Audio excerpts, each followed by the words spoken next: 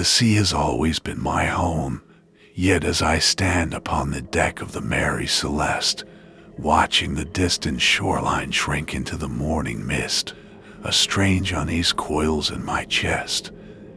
Perhaps it is merely the weight of responsibility, a captain, a husband, a father, but I have never felt such apprehension on a voyage before.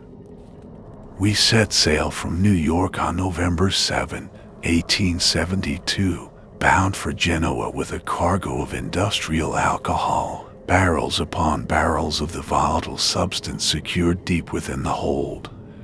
The Mary Celeste is a sturdy vessel, a brigantine with a single deck, 2 masts, and a reputation for resilience.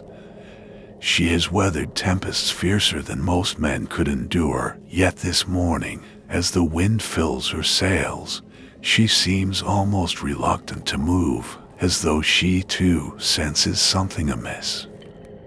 I shake the thought away and turn my attention to my crew. They are a fine lot, trustworthy, seasoned men.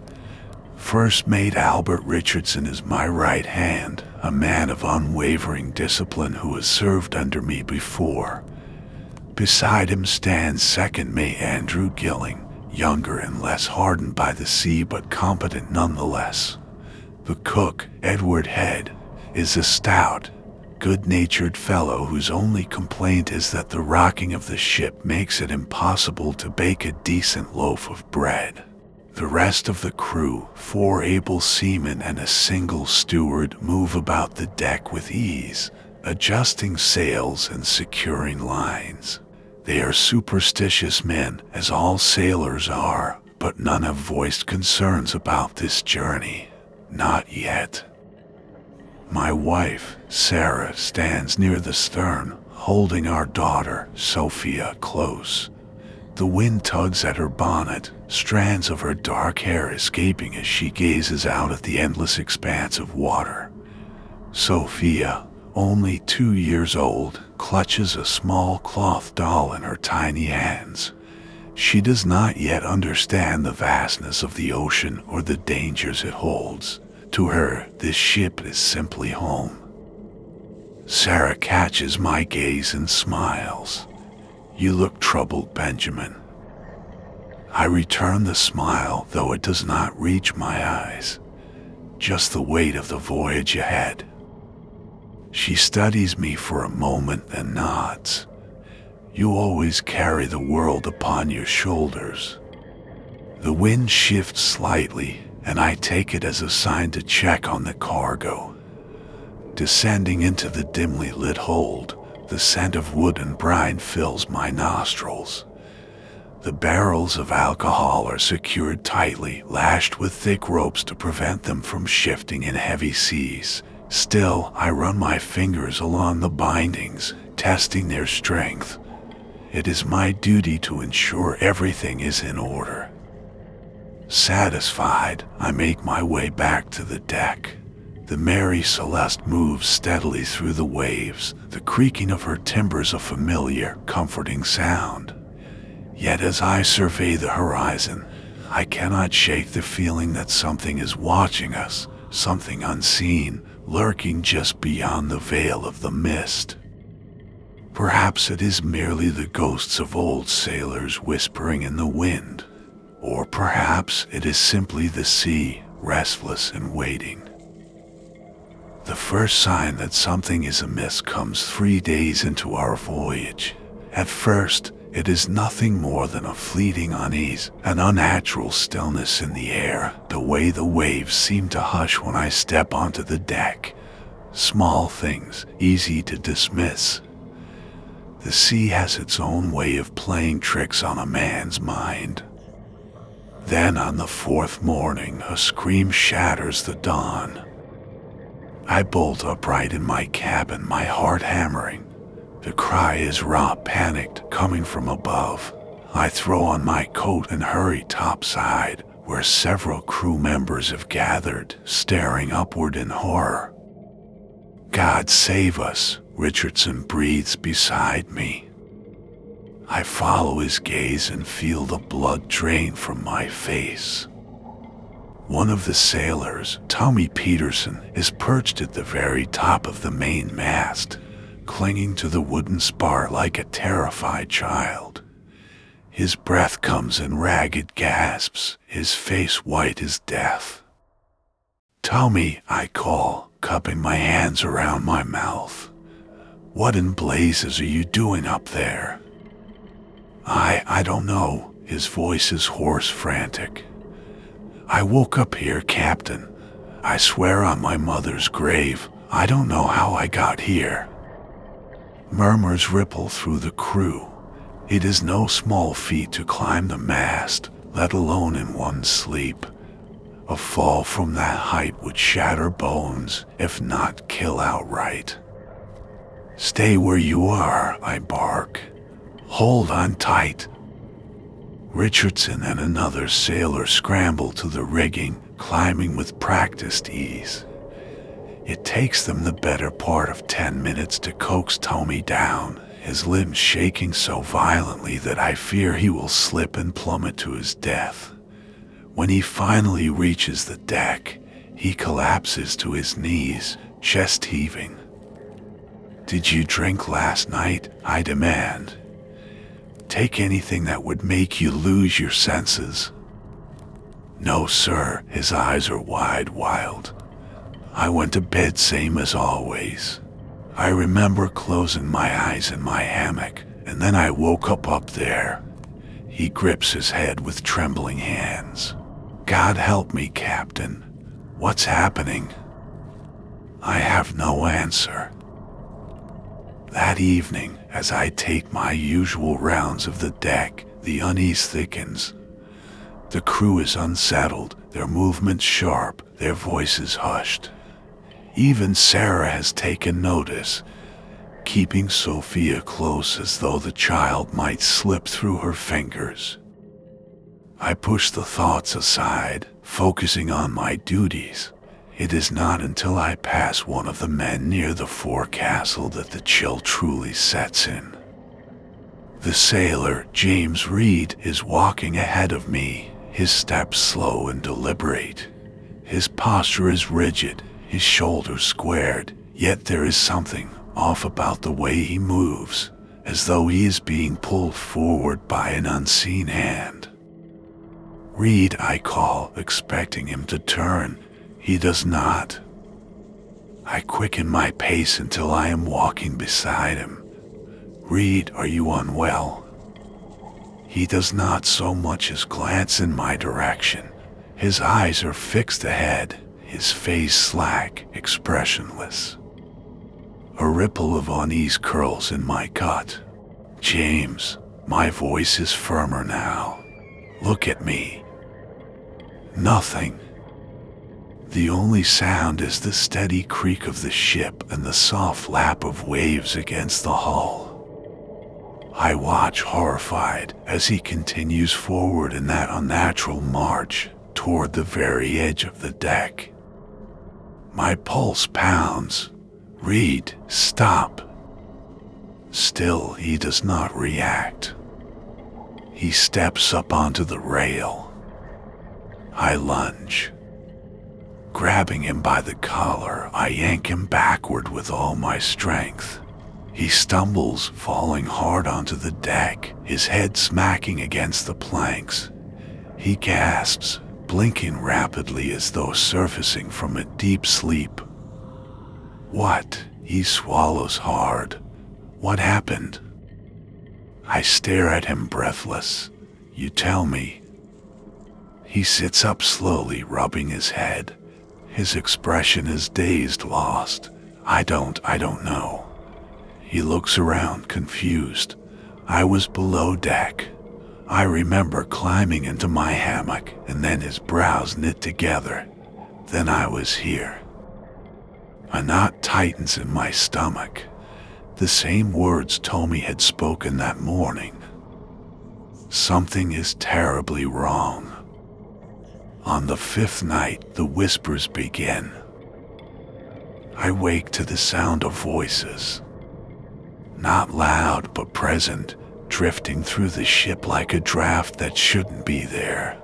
I sit up listening. The words are indistinct, the cadence smooth, almost melodic. I rise and step onto the deck. The night air is thick with mist, rolling in low over the water. The ship is quiet save for the occasional groan of wood underfoot. The whispering is gone. Just the sea, I tell myself. The wind through the rigging. But as I turn to go below, I hear it again, softer now, curling at the edge of hearing. A voice, high and sweet, humming the same tune Sophia had sung. I whip around, heart pounding, but there is nothing there. The next morning, Gilling reports that the ship's compass spun wildly in the night before settling again. Could be the iron in the hold messing with it, he says, but there is uncertainty in his voice. Later, I find Sarah standing at the bow, staring into the waves. "Something's wrong," she murmurs. I place a hand on her shoulder. "What is it?" She hesitates. "I don't know. It's just this feeling, like we're being watched." I cannot tell her that I feel it too. Instead, I tighten my grip and say, "It's just the sea, love. The mind plays tricks when surrounded by nothing but water." Sarah doesn't answer, but I see it in her eyes. She doesn't believe me. Neither do I. That night, Sophia hums in her sleep, the eerie tune curling from her lips like a whisper from the deep. The sea is a patient thing. It does not rush, nor does it wane. It waits. By the 6th day, the men are on edge. The unnatural happenings have burrowed into their bones, though none dare speak of it outright. Sailors are a superstitious breed, and fear is as contagious as sickness. I see it in the way they move, the nervous glances they cast over their shoulders. Sarah watches me carefully. She knows something is wrong, but I keep my silence. What would I say? That I too hear the whispers, that I too feel the weight of unseen eyes. A captain cannot afford fear. But that night, fear comes from me nonetheless. I wake to a soft sound like a breath against my ear. At first, I think it is the sigh of the wind, curling through the cracks in the wood. But as my mind clears, I recognize it for what it is. A melody. The same melody. The one Sophia hummed in her sleep. I sit up sharply. The room is still. Sarah sleeps beside me undisturbed. My pulse quickens. I push back the covers and step into the hall. The ship is quiet, the lantern swinging lazily with the ship's motion. The song is distant now, slipping through the corridor like a draft. I follow it. Through the dim glow of oil lamps, I navigate toward the sound. It leads me up the companionway onto the deck. The air is thick, heavy with moisture, the mist curling low over the railing. The night is darker than before, a moonless abyss. And then I see her. Sophia. She stands at the ship's edge, her small figure barely illuminated by the lantern's glow. Her nightgown billows in the breeze, her golden curls damp with mist. She is humming, but she is not alone. My breath catches in my throat. Just beyond the railing, where the sea meets the hull, a shape lingers, a shadow upon the waves. It moves. A face, pale, smooth as polished stone, rises just above the surface. Dark eyes glisten, too large, too knowing. The lips, full and curved, part slightly, releasing a note so sweet it sends a shiver down my spine. Sophia sways forward. My paralysis shatters. Sophia. My voice cracks through the silence, raw and desperate. The sudden cry startles the crew.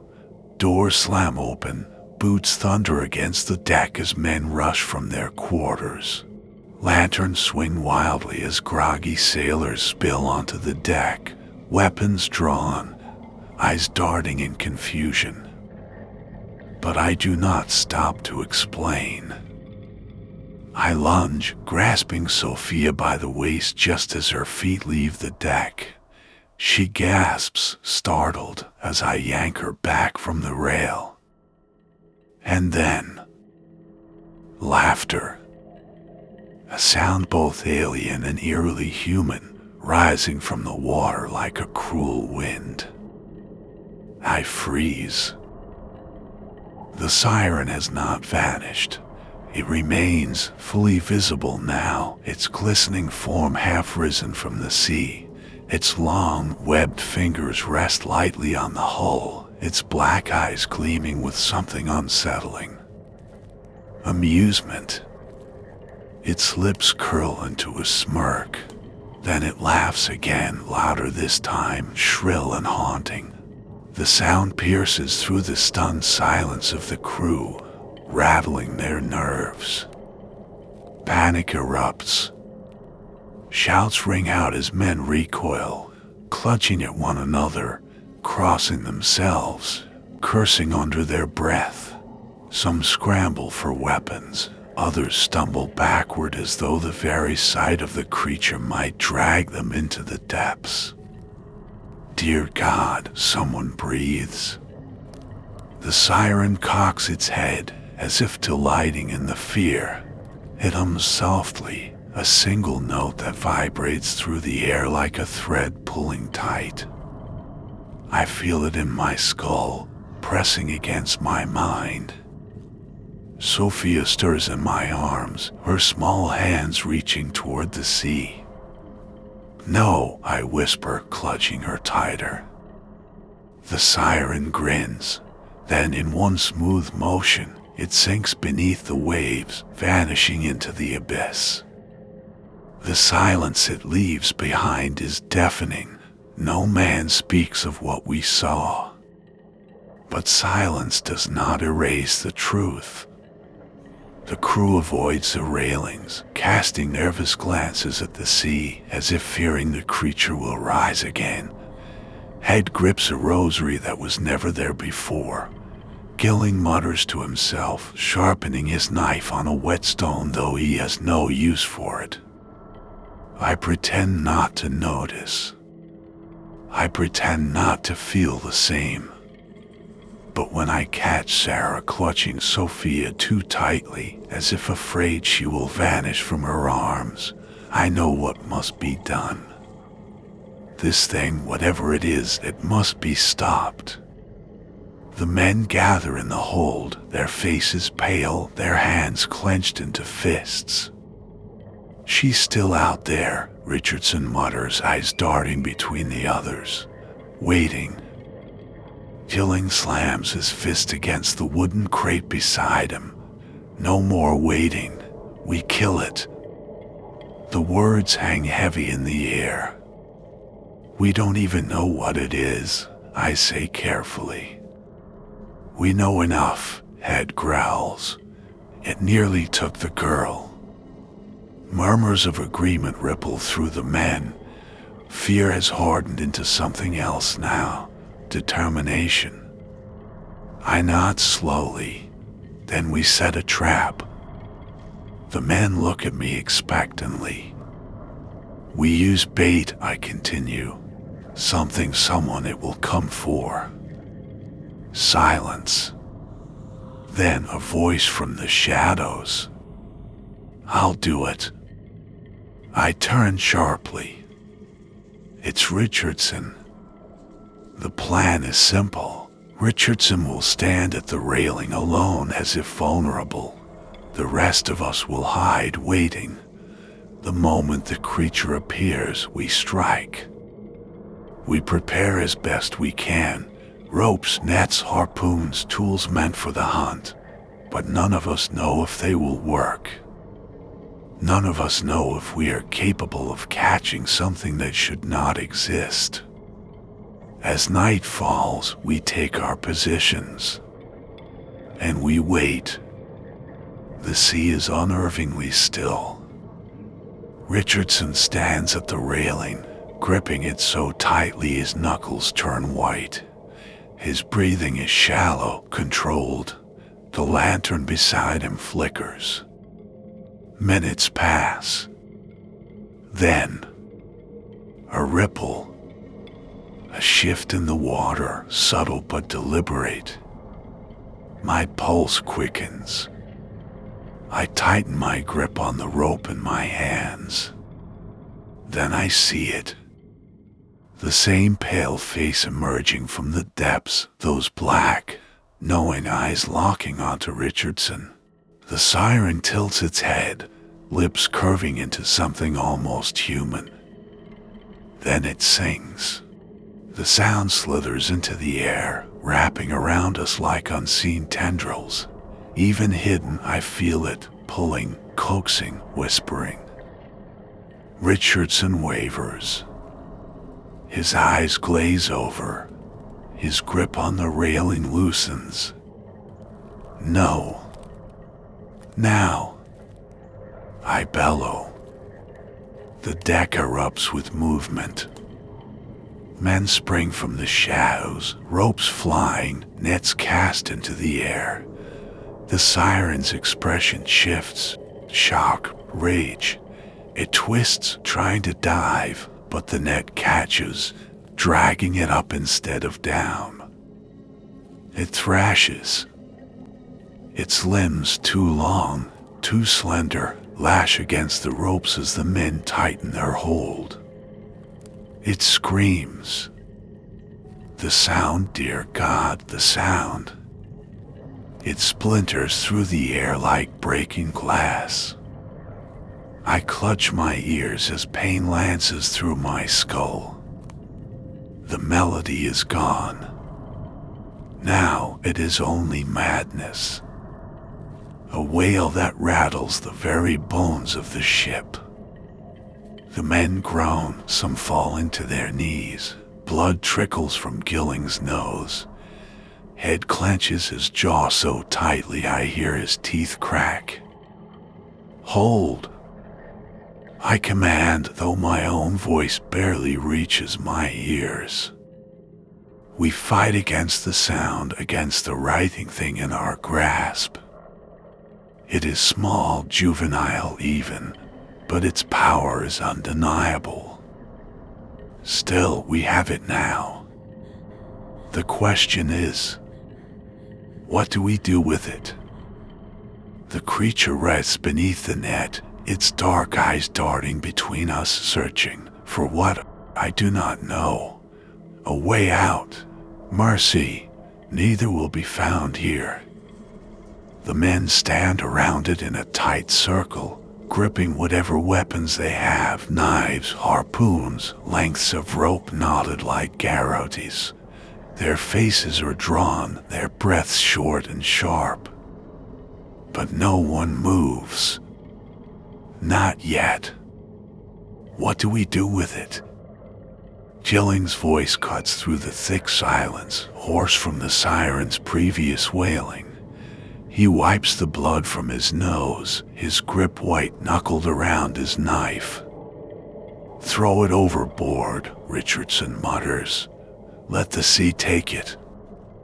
No, Head snaps. It'll come back. Then lock it in the hold. And let it rot down there. What if it sings again? What if there are more? The men shift uneasily at that thought. Richardson glares. You don't know that. I don't need to. Head steps forward, eyes blazing. It nearly took Sophia. You saw it, laughing at us, mocking us, This thing, he jabs a finger at the writhing mass beneath the net, is not human. And if we let it live, it will kill us all. A murmur of agreement ripples through the men. But still, no one moves. Because killing something with teeth and claws is one thing. Killing something that looks almost human, something that sings with a voice so sweet it could pull a man to his death, that is something else entirely. The siren stops struggling. Slowly, its lips curl into a knowing smile. And then, it begins to hum. Not a song, not like before, just a single drawn-out note. But it is enough. The air thickens. My vision warps, the edges bending, distorting. The deck beneath me seems to sway, even though the ship is still. I clutch my head. Not again. Enough, I growl. I step forward, drawing my knife. The men watch me, their expressions unreadable. This is my order to give, my burden to bear. The siren's humming does not stop, even as I kneel beside it, even as I grip the hilt of my blade with trembling fingers. I meet its gaze. It does not struggle. It knows. I raise the knife and drive it deep into its chest. The scream that follows is not of this world. It erupts from the creature's throat, not in rage or pain, but in something else, something worse. A sound that does not fade, that does not end. It lingers. It grows. It spills into the very air, into the wood of the ship, into our bones. The men collapse, hands pressed to their ears, faces contorted in agony. My own skull feels as if it will crack open, my vision going white with pain. The ship trembles beneath us. Then, silence. I open my eyes. The siren is dead. Its body lies still, the blackness fading from its eyes. Blood, too dark, too thick, seeps from the wound in its chest, pooling between the wooden planks. No one moves. No one breathes. Because something is wrong. The ship. The sea. Everything is silent. No wind. No waves. Not even the groan of the wood beneath our feet. A stillness unlike anything I have ever known. It is as if the world itself has stopped. And deep in my chest I know this is not over. The silence does not break for hours. Not a single wave touches the hull. The sails hang limp, useless. The air itself feels round, thick, heavy, waiting. It is not peace. It is the pause before something worse. And then, the sea wakes. It begins with a whisper. A low murmur, curling over the water like breath against the skin. Then the first gust of wind strikes the sails, snapping them taut. The stillness shatters. The sky darkens. Clouds roll in from the horizon, black and bloated with rage, swallowing the moon in their depths. Then the rain comes. A wall of water slams into the deck, soaking us in an instant. The ship lurches, caught in a sudden, violent current. The crew scrambles. All hands, I roar over the rising wind. To your stations. Thunder cracks like a cannon blast. The ship groans, wood bending under the weight of the storm. Sarah clutches Sophia in the doorway of our quarters, eyes wide with terror. Get below, I yell, pointing toward the hold. She hesitates. Now. She nods, disappearing into the ship's belly, our daughter wrapped in her arms. Lightning splits the sky. The storm is here, and it is unlike any I have ever seen. The sea is furious. Waves tower above us, walls of water crashing down, threatening to swallow the ship whole. The men fight. Gilling and Head wrestle with the rigging, trying to keep the sails from tearing apart. Richardson clings to the wheel, muscles straining as he tries to keep us steady. But it is not just a storm. It is something more. Something alive. It howls with a voice that is almost human, a wailing chorus in the wind, rising and falling in unnatural harmony. A song. The siren, someone shouts. She's done this. I do not argue. I grip the wheel beside Richardson, my hands slipping against the wet wood. Hold fast, I bellow. The ship tilts sharply, too sharply. For a breathless moment, we are nearly on our side, the ocean reaching up to drag us under. Then the wave passes and the ship rights itself. But another follows. And another. The storm does not want us to survive. But we will. We have to. The mast. A crack like a gunshot splits the air as the mainmast splinters. A tangle of rope and wood crashes onto the deck, nearly crushing Gilling beneath it. I rush forward, heaving debris aside, grabbing his arm. Get up. He groans, blood streaming from a gash on his forehead. We need to cut it loose, Head shouts over the wind. The broken mast drags against the ship, threatening to pull us over. Axes, I yell. The men move fast, hacking at the wreckage. The ship bucks violently, nearly throwing me overboard. And then, the final rope snaps. The mast falls away, vanishing into the churning Black Sea. And somehow, the ship stays afloat. The storm rages for hours, testing us, battering us, howling its fury into the night. But we do not break.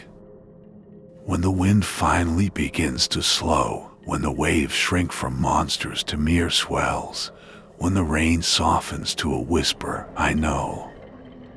We have won. The storm is passing. And we are still here.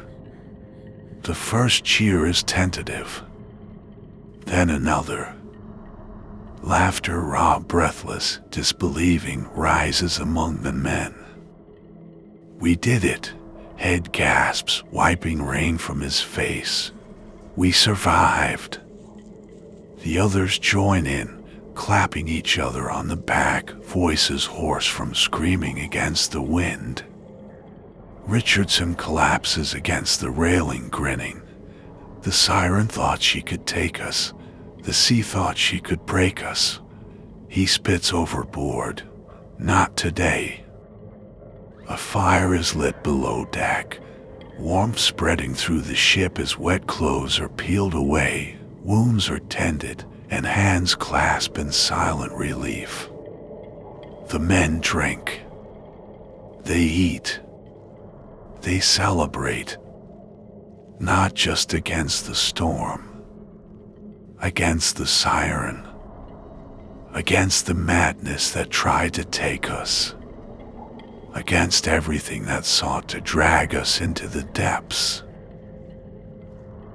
The days that follow are unnaturally peaceful. The ship sails smoothly over the waves, carried by steady winds that seem almost too perfect, as if the sea itself has granted us a reprieve. The sun rises bright each morning, casting golden light over the deck, and at night, the stars shine clearer than I have ever seen. The men take to their duties with a renewed sense of purpose. Repairs to the ship, once a frantic necessity, have become routine. Ropes are coiled neatly, sails adjusted with practiced efficiency, and the damage from the storm is now little more than a memory. There is laughter again. The men, hardened by weeks of fear and hardship, begin to loosen. They jest with one another, exchanging stories of home, of sweethearts left behind, of warm fires and familiar shores waiting for their return. They drink, not out of desperation, but in celebration. For the first time in what feels like an eternity, I see Sarah smile. It is faint, but it is real. The lines of worry on her face soften, and in her eyes I glimpse something I had feared lost: hope. Sophia dances along the deck, her curls catching the wind. She sings as she moves, her voice light and unburdened. The crew watches her with fond amusement, as if she alone has the power to banish the darkness that had gripped us. It is quiet. It is calm. And though the memory of what we faced lingers like a shadow at the edge of my mind, I allow myself, if only for a moment, to believe that we have won, that we are safe, that the nightmare is behind us.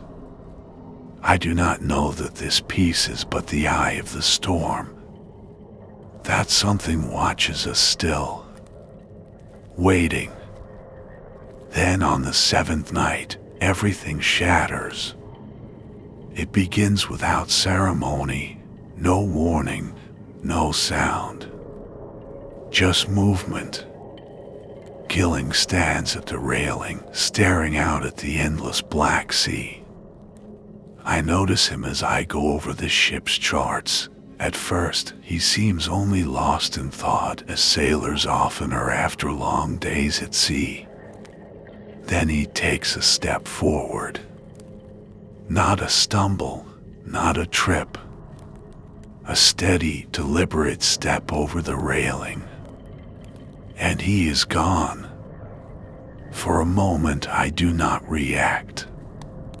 I stare at the empty space where he stood, my mind refusing to comprehend what I have just seen. Then someone screams, "Man overboard!" And chaos erupts. Richardson and Head rush to the side, peering frantically over the railing. I am at the edge in an instant, my breath caught in my throat. The water is calm, rippling only where Gilling vanished beneath the surface. No thrashing, no struggle. He simply disappeared. "Gilling," I bellow. My voice echoes into the vast darkness. No reply. Head throws a rope. It lands uselessly, floating on the waves. "Do you see him?" Richardson shouts. No one answers. I grip the railing, ready to dive in after him. And then I see it. The water moves. Shapes rise from the depths. At first they are only shadows, dark figures beneath the waves, too many to count. Then they break the surface, and I see their faces. The sirens have come. Not one, Not two. Dozens.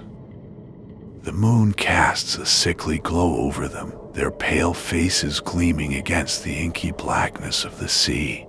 Their eyes are empty voids, swallowing all light, their hair drifting like seaweed, moving with an unnatural slowness, as though untouched by the current. Their lips part, and the sound that follows is unlike anything I have ever heard. It is not a song of beauty, not a song of seduction. It is a dirge, a wail of pure, echoing doom, a cry for vengeance. The juvenile siren song had been melodic, laced with deception, something meant to lure, to coax. But this is worse. The sound is jagged, raw, ancient. It does not lure. It does not beg. It demands. The air shifts. The deck creaks beneath my feet.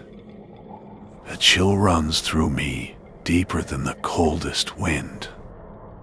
My vision blurs at the edges. The sound presses into my skull, into my bones, into my very being. It is as if my thoughts are no longer my own. I turn to the crew, and my stomach drops. Their faces have gone slack. Their eyes glassy, their bodies swaying as if caught in an unseen tide. Richardson steps forward, his movements eerily smooth. Then another man, and another. One by one they move toward the railing, eyes fixed on the sea as if nothing else exists. I reach out to grab Richardson's arm. But the song is rising, and the sea is calling. I have lost control of my ship. I have lost control of my men. And now I am losing control of myself. The song, if it can even be called that, has consumed everything. It is not merely sound. It is force. It is weight. It is something ancient and unrelenting, pressing into my mind, seeping into my very bones. I try to resist. I try to speak, to move, to fight. But my body is no longer mine. Before me, the crew moves as one. They walk with slow, deliberate steps, their faces blank, their eyes unseeing. One by one they climb the railing. One by one they step forward. One by one they vanish beneath the waves. No hesitation, no screams, no struggle. Just the steady rhythm of feet against the deck, the quiet splash of bodies disappearing into the abyss. I want to shout, to grab them, to shake them from whatever spell has bound them. But my lips do not part. My hands do not move. I stand frozen, a spectator to the death of my own crew. And then I see Sarah. She stands at the edge, her nightgown billowing in the wind, her long hair unbound, swaying like the siren's own. Her gaze is fixed on the water, her face serene, as if she is simply walking home after a long journey. Sarah. Her name barely leaves my throat. It is hoarse, strangled, almost unrecognizable. She does not hear me. She does not stop. She lifts a foot, steps onto the railing, and for the briefest moment she hesitates. Something in her flickers. Some small remnant of herself fighting against the pull. Then, as if a great hand has taken hold of her, she tilts forward and falls. Her body breaks the surface, and she is gone. A choked sob escapes me, but I do not have time to grieve, because Sophia is next. She clutches the railing with small, trembling hands, her tiny frame dwarfed by the vastness of the sea. Her curls whip in the wind, golden in the moonlight. She turns to me. For a split second, her eyes find mine, and she smiles. Not in fear, not in sorrow, but in peace, as if she belongs to the ocean now. No. The word dies in my throat as she climbs onto the railing, teetering for only a second before she too falls forward. A final splash, and then nothing. A hollow sound escapes me. A broken thing unrecognizable even to my own ears. I'm alone now. No men. No family. No ship. Only the sirens remain. They watch from the water, their black eyes reflecting the moonlight, their lips still parted in song. The sound is different now. No longer a command. No longer an order. But a welcome. An invitation. My feet move. Not of my own will, not of my own desire. I take one step, then another.